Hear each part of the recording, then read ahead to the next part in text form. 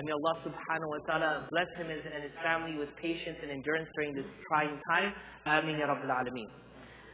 Before we start the khatira, brothers and sisters, I just want to talk about one thing in line with fiqh, jurisprudence and laws of Islam. For those of you who know me or who have listened for the last 5-6 months, I dislike talking about fatwas or fiqh from a general forum. It's something which I would reserve exclusively for one-on-one dialogues and for teaching in a certain classroom. But Sheikh Arsalan, mashallah, is our resident scholar. He overlooks our education here, and you can resort to him after this that I say. Many a times we hear in the prayers people making a gesture. The Imam hasn't stood up for the third rakat.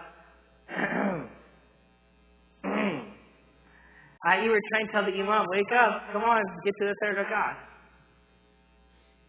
It is known as kalam, speech. And what's the legality of speaking in salah? Ask Shaykh al-Salam. Ask Shaykh al-Salam. You do not make any gestures in salah which are deliberate. If you're coughing, if you're sneezing, the person next to you sneezes, pull out a tissue and give it to him, right? Is that what we do? Huh? If the phone rings, you pick it up and say, Ba'd al-Salah. Is that what we do? No. We don't talk or move in our prayer unnecessarily. So sometimes I have noticed, not just behind me, rather behind other imams also, that people would make that if you did it solely because you wanted to wake the imam up because you think he's sleeping in salah, ask Shaykh al-Salam what the hukum is for that. May Allah subhanahu wa ta'ala guide us to do what is best for ourselves in our deen and for our congregation and for humanity. Ameen ya Rabbil Alameen. Moving on to the next sunnah of our day as we plan our day the Prophet sallallahu alaihi wasallam's way. I want to once more go over wudu because initially once we started, we went through it quite quickly. In a course that I teach once a month here in the gymnasium, after bringing out the different ahadith that inform us of the status of wudu for a person in the state of wudu and the status of a person in purity with the angels and Allah, I believe that this act of worship, if done correctly, wudu is an act of worship, yes or no? It's not a prerequisite for worship. It's an act of worship followed by another act of worship. Maybe salah, recitation of the Quran, or whatever it may be, tawaf. It is an act of worship that is followed by many other acts of worship.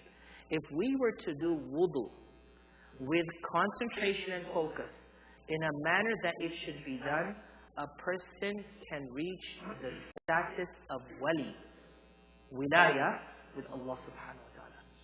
Try it. Read the virtues of wudu. Google it if you don't have a book. Google it tonight, sit down. The virtues of wudu in Islam. It's tremendous. It's mind-boggling.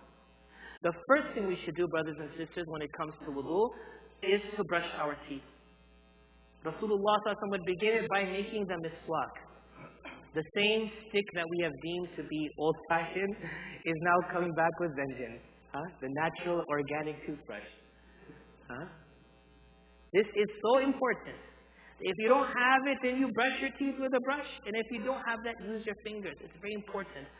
Isha radiallahu anha reports that every time that the Prophet Muhammad sallallahu alaihi wasallam would sleep during the night or the day and then wake up, he would brush his teeth before performing wudu. SubhanAllah. I remember once in a speech a scholar said that there are so many benefits of siwak. One of them is that you'll be able to recite the kalima at the time of your death. SubhanAllah. I don't know how I'm going to die. I don't know where I'm going to die. I don't know if I'm going to have a heads up before I die. But if I have that one, that 10 seconds or 5 seconds that I can understand that something's happening, and I say, La ilaha illallah, Muhammadur Rasulullah, it is truly a blessing. So quickly going through wudu, we say Bismillah when we begin wudu because Rasulullah sallallahu alaihi wasallam said there is no wudu for the person who does not mention Allah's name upon it. There is no wudu for the person who does not say Bismillah. So we're running into the masjid, we're talking about the Super Bowl this weekend, the Imam has said Allahu Akbar, and now we're sitting down to do wudu, and I'm talking to my friend, no, the Patriots can't do it today, I'm just making wudu. I did not say Bismillah. I will say, Inshallah, the Patriots will not make it. But I did not say Bismillah. Right? Is my wudu complete? No. I'm not saying that. The Prophet Muhammad sallallahu alaihi wasallam is saying that. You wash your hands 3 times.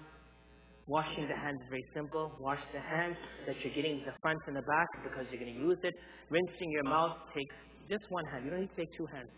This is not the big gulp slurpee from 7-Eleven. 1 hand. Rinse and then gargle and spit out. Wudu is also a very beautiful act of worship. All our ibadah is beautiful in its way. It's not disgusting or something that you have to despise. So we don't have to go there like we're doing Listerine gargles. Don't do that. You'll scare the person next to you. Put it in the mouth, gargle, and spit out nicely. And even when we spit, even when Rasulullah used to make wudu, there was no splashing everywhere. Very nicely. Then we take water after 3 times, put water into our nose, and then we use our left hand to clean our nose. Then we fill up our hands. Brothers, let's try this. Fill your hands up. Not like this. Just fill those hands up. Keep your hands light and easy. And now when you do, look at where I'm taking it. I'm putting the water to my face, and my fingertips are touching my hairline. This is the circumference of your face. Take the water and put it through. For those of us who have a beard, then take some water one more time and just rub it through to make sure the water got to the skin. The purpose isn't the hair, the purpose is the skin. When we wash our arms to our elbow, we know it's cold, so we're wearing sweaters and thermals. I have 3 layers here. So it's imperative I bring it all the way past my elbow. See how hard it is? I need to make sure it comes past my elbow because I need to wash till below here, including the elbow. So taking the water and letting it fall down, and as it's going down, I'm washing front and back. By putting it under the sink, this may be washed, this will be dry. So putting it, it's not good, pick up the water and nicely, slowly, let it come down. As it's coming, you navigate with your hand how the water has to go. Okay, both hands. Now that is complete, with the left hand past the elbow, then you wet your hands. Could everyone do this, inshallah? Let's do that. Your hands are wet, right? Now what you're going to do, see this part of the hand, you're going to use it and go once over the head.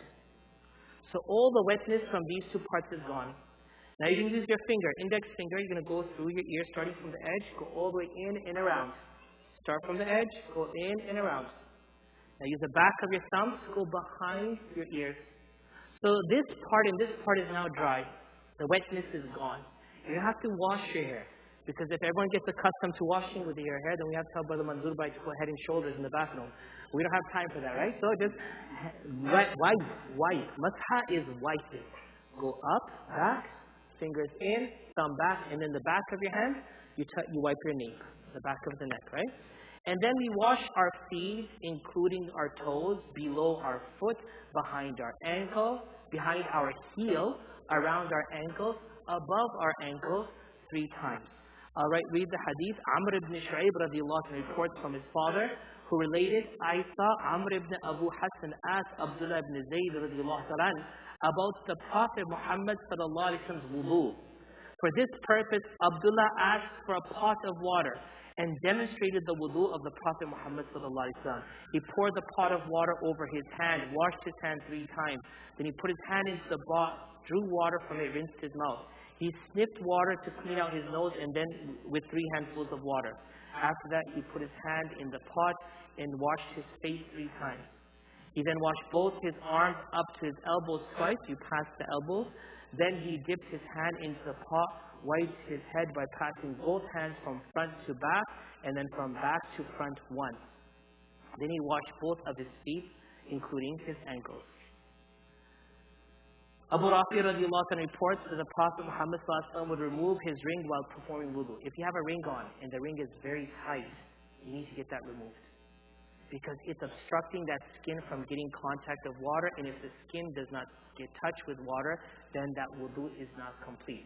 If the ring or watch is loose that you know water could come through, you can kind of slip it back and forth and it will be fine. If you have a cap, then you go into shower and you dip your hand into the shower, right? Everyone? No? No, you do masah on your cast. Don't do that. Imam's going to get in trouble. If you have a cast, a band-aid, or something on, you just wipe your hand over it. Don't dip your hand into water. Laqit ibn Sabira radiallahu anhu related that the Prophet Muhammad sallallahu alaihi wasallam said, when you perform wudu, pass the fingers of one hand between the fingers of the other. So after doing the masah, you could also do this. Put the fingers between the fingers. Why are you doing this? To make sure even this part in this climate and weather right now is also washed and is also wet with the water. The last three hadith, Aisha radiallahu ta'ala anha, last two hadith, Mustawrid ibn Shaddad radiallahu anhu relates, I saw the Prophet Muhammad sallallahu alaihi wasallam rub between his toes with his baby finger when he performed wudu. And last but not least, I think this is a very important hadith. Amr ibn Shu'ayb radiallahu anhu reports from his father, who reported from Amr, who is his grandfather, who related that a Bedouin came to the Prophet Muhammad sallallahu alaihi wasallam asking about wudu. The Prophet Muhammad sallallahu alaihi wasallam demonstrated the wudu to him by washing each part 3 times. And he said, this is how you perform wudu. Whoever does more than this has committed an error. Listen very carefully. 3 is max. When you do 4, 5, and 6, you have committed an error in your wudu. Whoever does more than this has committed an error. They have exceeded and done something unjustified. In Islam, there is limit and balance. We do not waste. In a hadith, we learn that even if you're making wudu by a stream or river, you don't waste water there. And a person asks, how could you waste water when the water is flowing? No, it's called wastage. So how can I perfect all the wudu that we just talked about tonight and do it with a conscious mind, do it without talking, take it in as I do it only 3 times? If we work on it, inshallah, it will happen. If it will happen, it will be an act of worship. And inshallah, everyone say inshallah, you will feel the sense of being a wali of Allah subhanahu wa ta'ala. You will feel it. Our deen is feel it. Don't do it. Feel it. Do it to feel it, and feel it to do more beyond that, inshallah. You have a question, and with that we'll finish, inshallah. Sure. You're welcome. So when you were at work, you were in a position where it's not appropriate for you to take your socks out. Is there a way that we can keep the socks and still do them? So mashallah, brother is asking for the sisters who never heard, a person's in work or they're maybe in the airport or somewhere where the circumstances are not conducive like one's house or masjid. What do they do about the feet? So what you do is, of course, wudu is still important. We make wudu. In any public area that you make wudu or use the bathroom or do istinja, please clean up after yourself. We are clean people. We don't make wudu and let water drip down from the counter and just walk away. Clean it up. So make wudu being conscious and aware of the fact that where you are, take care of the place. When it comes to the feet, that's the most difficult part. The scenario can be you can still wash it. It's not against the law to do it. But if there is a sense of resentment because people may look at us differently or question it, if there's a handicapped bathroom or a personal bathroom that you could use, that's fine. If not, then there are many different types of socks in our society today. I think they're called seal skin. Sheikh Al-Salam, what are they called? The seal. Wudu Gear, yes, I have a pair of Wudu Gear. Sorry, Wudu Gear is a company. They make socks, not those leather socks, because it's hard to wear leather socks all day. They're just regular socks, but they're made out of a different type of material that the water doesn't seep into your feet. So long in the morning when you took a shower or made wudu before you left the home, you put those socks on. Anytime you make wudu thereafter, you just have to do masa on top of it. And if it was cold in winter, let's put in reality, it was minus 60, I think, up in Minneapolis or Chicago, right? In that time, a person has to pray. And it's cold. It is really cold. At that time, the best thing you could do is if you're wearing snow boots that are made of a material that is self-standing and is covering beyond your ankle, you make masa on that and you pray with that. Our deen is very simple. The circumstances dictate it, and that's why when a question is asked, the answer is given to the question, not to generalize it for every person. Jazakumullah khairan. I took 6 minutes beyond my time today. Jazakumullah khairan for your patience. May Allah subhanahu wa ta'ala accept from us all. May Allah subhanahu wa ta'ala make us great in His eyes. May Allah subhanahu wa ta'ala allow us to gain closeness to Him and to benefit from our connection with Him. Ameen ya Rabbil Alameen. We'll make one small dua, brother. The father of Nick Mirza, who has been in Plano for a long time, Bashir Mirza, has passed away in Lahore, Pakistan. Inna lillahi wa inna ilayhi raji'un. We pray to Allah subhanahu wa ta'ala, may Allah subhanahu wa ta'ala forgive his sin. May Allah give patience to the family. May Allah make the transition to the next world easy for them. Allahumma khfir li hayyina wa mayyitina.